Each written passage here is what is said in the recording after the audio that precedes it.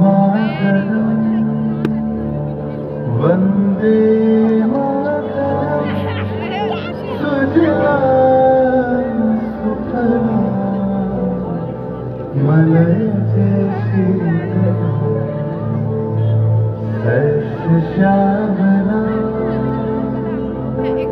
शस्य श्यामला मातरम वंदे मातरम वंदे मातरम।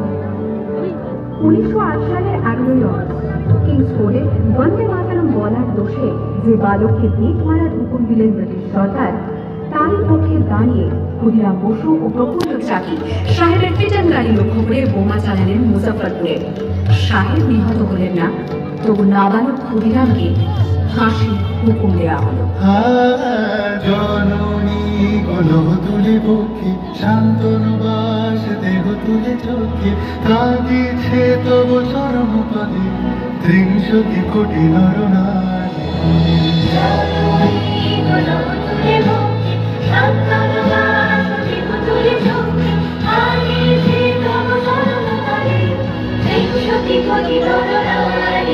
যারা স্বর্গগত তারা এখনো কাঁদে স্বর্গের চেয়ে প্রিয় জন্মভূমি এসো স্বদেশ ব্রতের মহাবিখ্যাত সেই মৃত্যুঞ্জয়ীদের গর্বচুম। যারা জীর্ণ জাতির বুকে জাগালো আশা মন মনের মুখে জোগালো ভাষা আজি রক্ত কমলে গাথা আজি রক্ত কমলে গাথা মারলো কালে বিজয় লক্ষ্মী দেবতাদের কালে মুক্তির মন্দির শুকানো করি কত প্রার্থনা বলি না লেখা আছে লেখা আছে অশ্রু জলে। 9 সেপ্টেম্বর 1915 ইংরেজদের সঙ্গে সমূহ সমরের স্বাধীনতা ছিনিয়ে নিতে অস্ত্র আনার পরিকল্পনা করেন যতীন্দ্রনাথ মুখোপাধ্যায়। বালেশ্বরী সঙ্গীদের নিয়ে জাহাজ থেকে সেই অস্ত্র নামাতে গেলে ইংরেজ বাহিনী তাদের ঘিরে ফেলে। মূলবালনের তীরে লড়াই বাঁধে বিরাট ইংরেজ বাহিনী বনাম বাঘাযতীন ও তার 4 সহযোদ্ধা।